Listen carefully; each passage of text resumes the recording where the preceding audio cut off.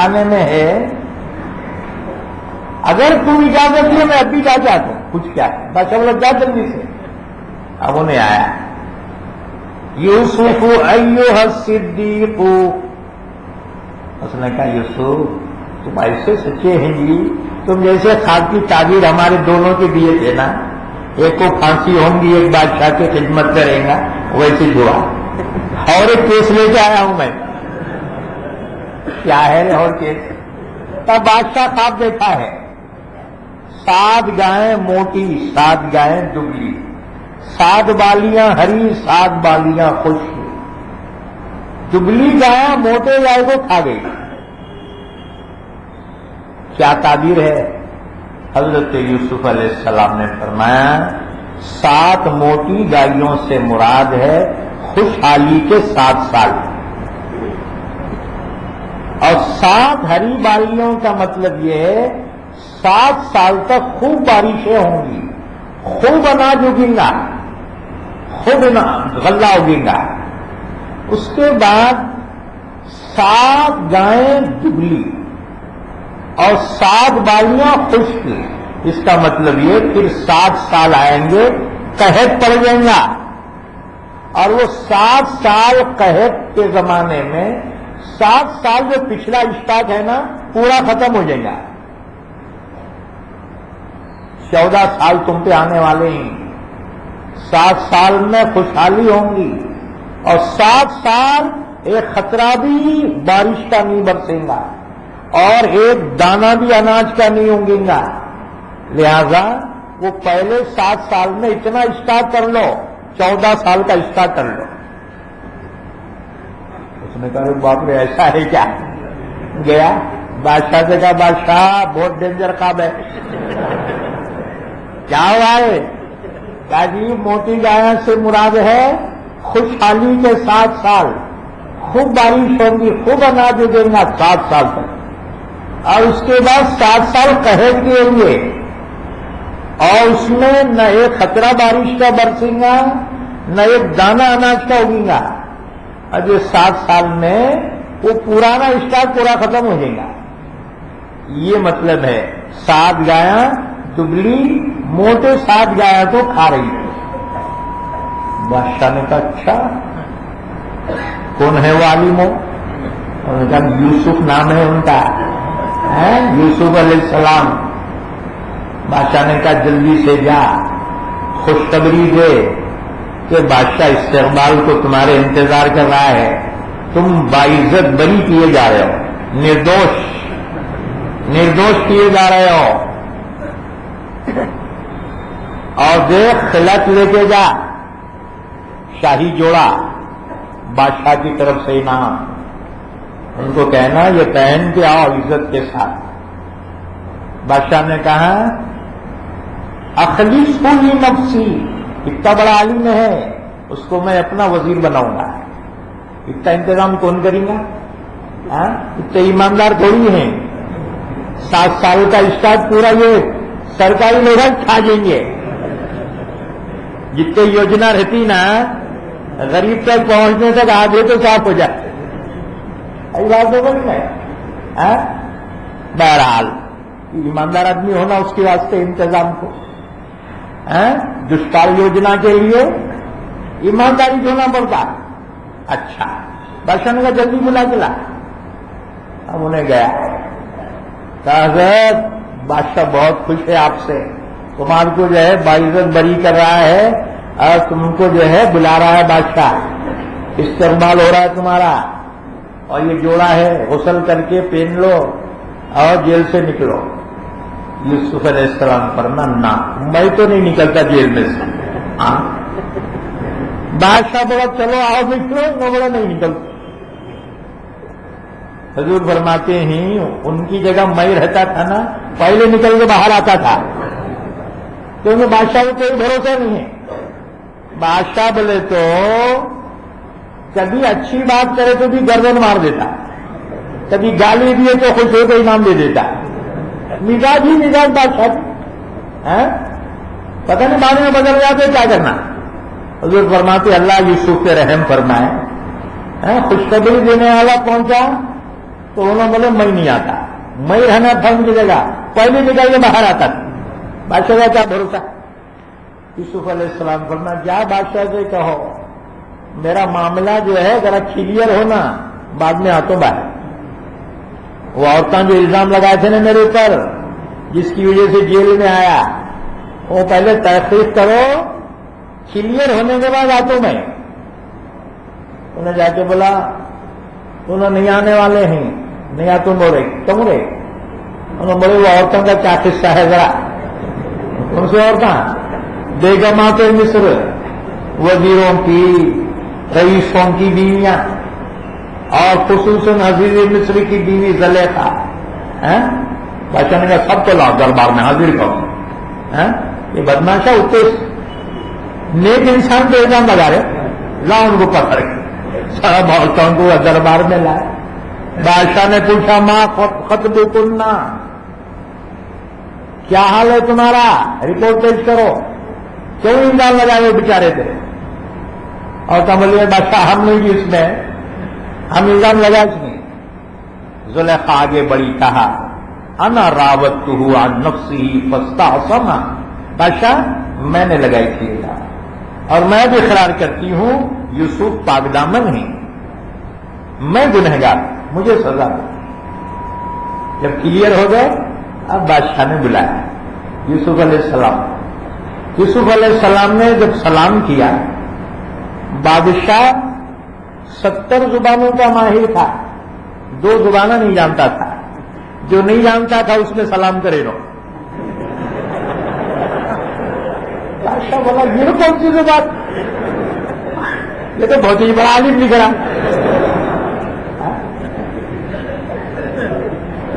پوچھا ارے یہ کون سی زبان میں سلام کرے؟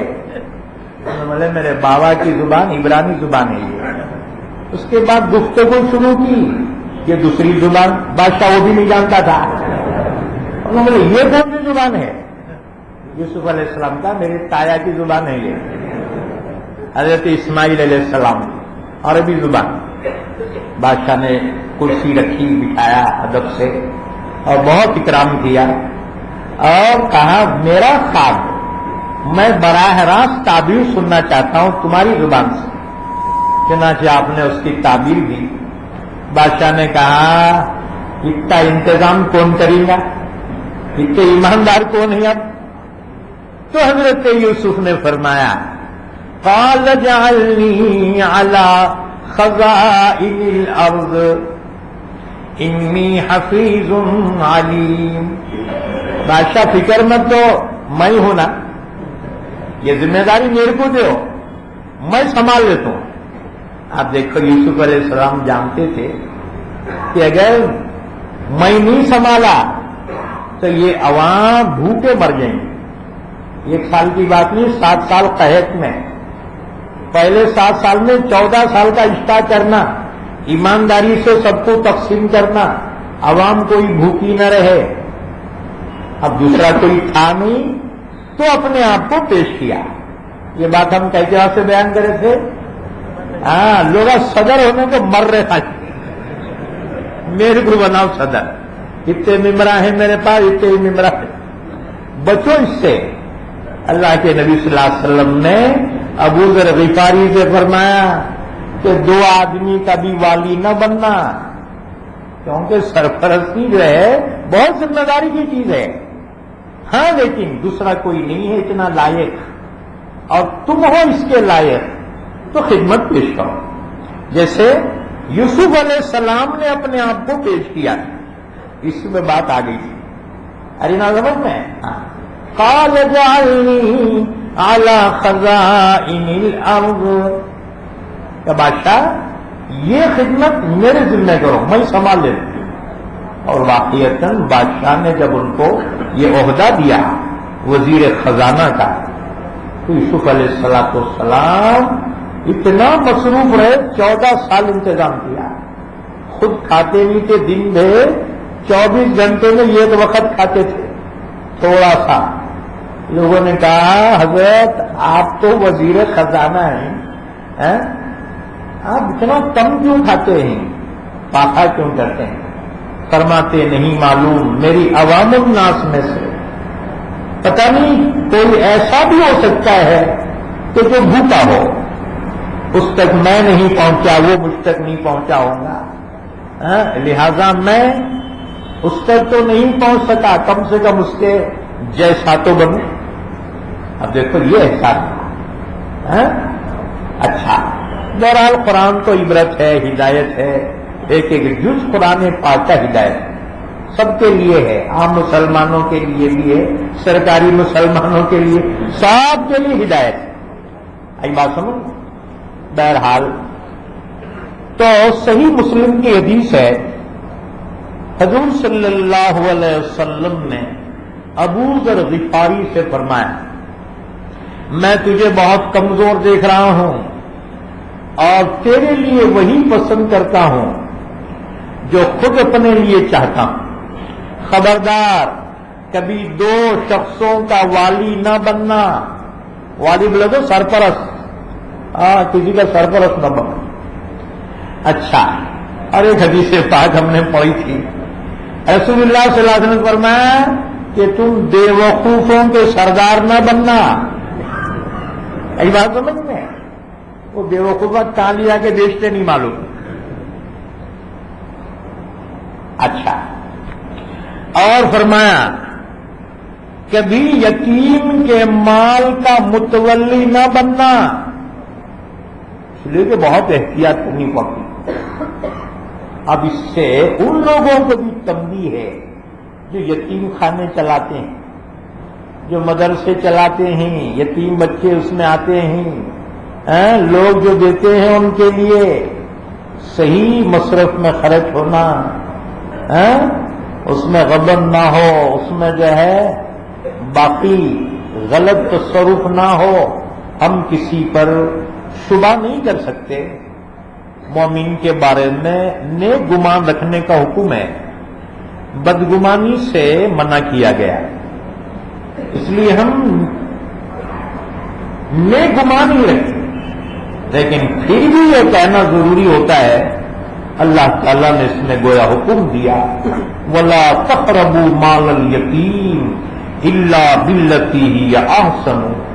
یتیم کا جو مال ہے، چاہے اس کا بابا چھوڑ گیا ہو، اس کی اماں چھوڑ گئی، یا پھر عوام الناس اس کے لیے دے رہی ہو، چندے کی شکل ہی کیوں نہ ہو، دار الیتامہ کو دے دیا، مدرسے والوں کو دے دیا، جہاں یتیم بچے رہتے ہیں ان کی سرپرستی کرنے والوں کے حوالے کیا۔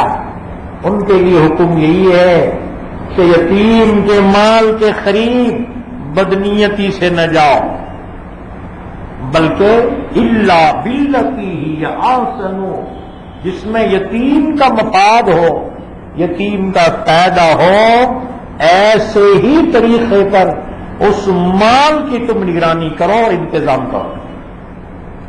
ایک حدیث تو یہ ہوگی، دوسری حدیث سے پاک علامہ بغوی نے اس کو بیان کیا ہے، سہل بن سعد رضی اللہ تعالیٰ عنہ کی روایت ہے، رسول اللہ صلی اللہ علیہ وسلم نے فرمایا کہ جنت کے اندر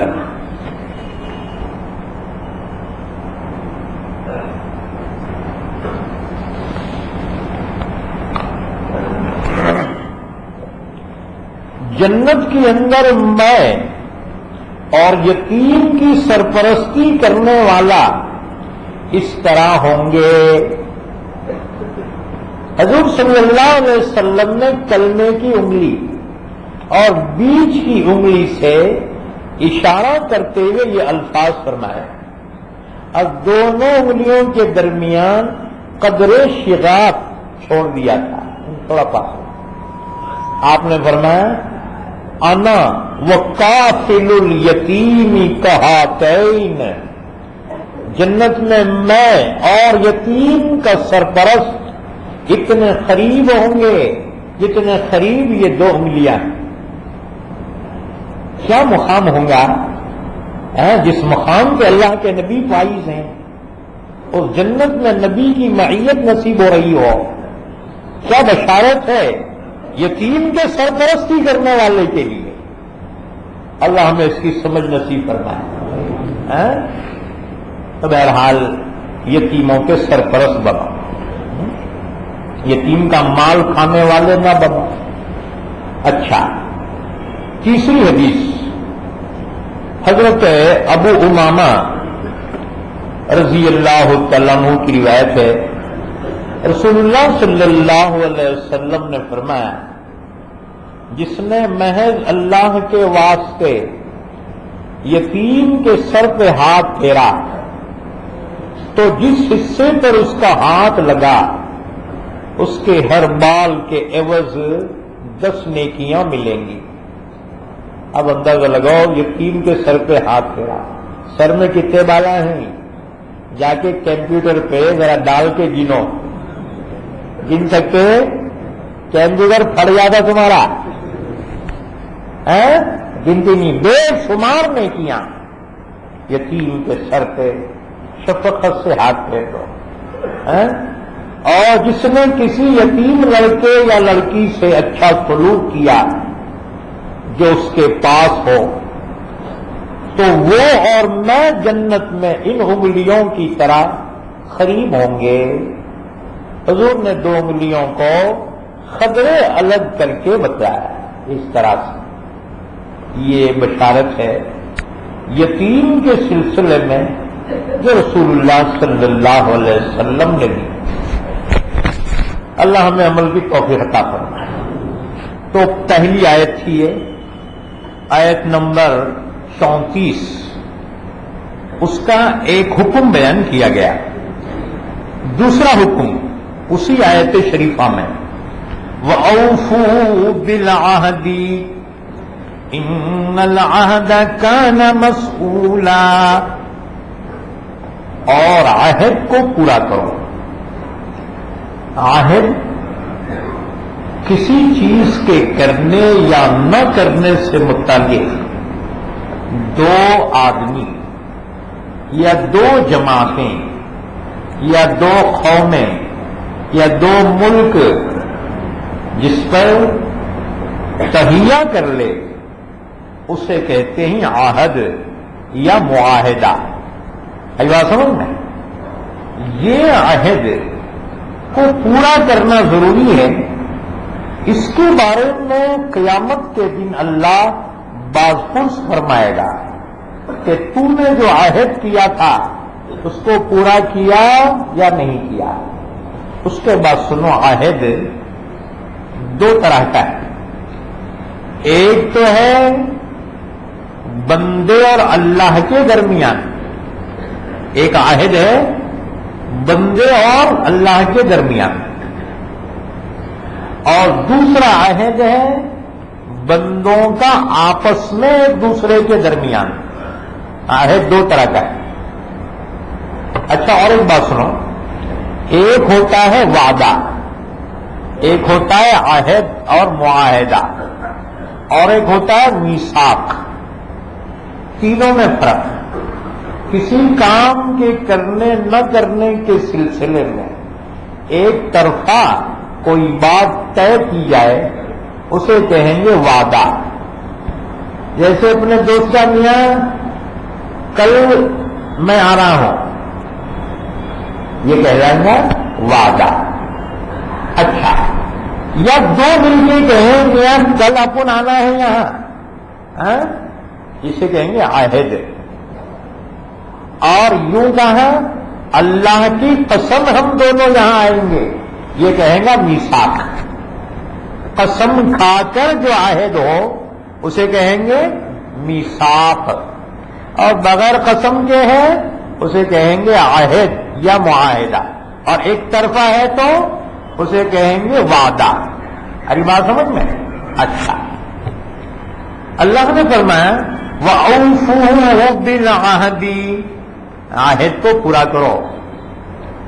ان العہد کان مسئولا، بے شک عہد کے بارے میں پوچھا جائے گا کہ تم نے عہد کی پابندی کی یا نہ کی، اس کے بارے میں پوچھا جائے گا۔ اس کا معنی یہ ہے سوچ سمجھ کے عہد کرو، بلا سوچے سمجھے نہیں۔ اچھا، ہمارے جیسا ہم عہد کرتے ہیں دولہے سے پوچھتے قبول کیا کیا؟ بولتا ہو قبول